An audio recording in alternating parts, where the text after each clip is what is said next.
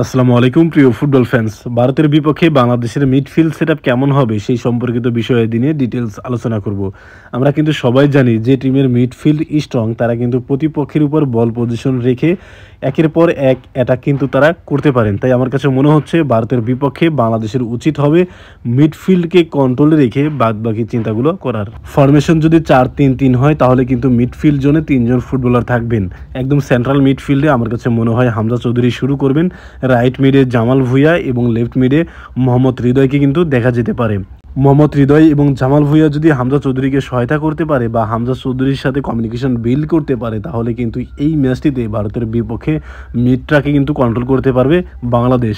Sheffield ইউনাইটেডে Hamza Chowdhury কিন্তু defensive মিডফিল্ডারের role play করেন এবং মাঝে মধ্যে তাকে কিন্তু সেন্ট্রাল মিডফিল্ড জোনেও দেখা গিয়েছে।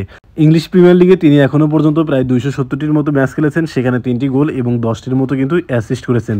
ডিফেন্সিভ মিডফিল্ডারের যে কাজ প্রতিপক্ষের অ্যাটাককে নস্যাৎ করে দেওয়া বা প্রতিপক্ষের যারা আক্রমণভাগের খেলোয়াড় আছে তাদেরকে ট্র্যাকেল করে দেওয়া, সেটা কিন্তু হামজা চৌধুরী খুব ভালোভাবেই করতে পারেন। তাই আমার কাছে মনে হচ্ছে ইন্ডিয়ার বিপক্ষে তিনি দারুণ একটা ফুটবল ম্যাচ উপহার দিবেন।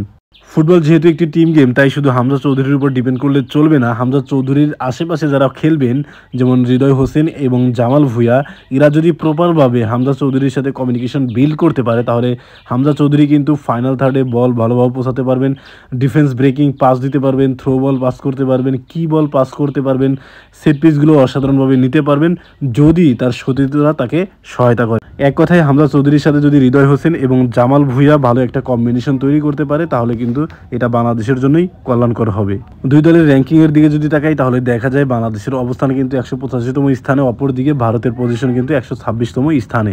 হেড টু হেড পরিসংখ্যানের দিকে যদি তাকাই তাহলে দেখা যায় বাংলাদেশ এবং ভারতের মধ্যকার মোট ম্যাচ অনুষ্ঠিত হয়েছে 31টি, সেখানে ভারত জিতেছে 16টি ম্যাচ, বাংলাদেশ কিন্তু 2টি ম্যাচ জিতেছে এবং 13টি ম্যাচ কিন্তু ড্র হয়েছে।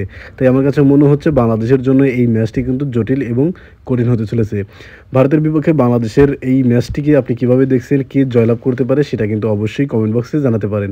ধন্যবাদ।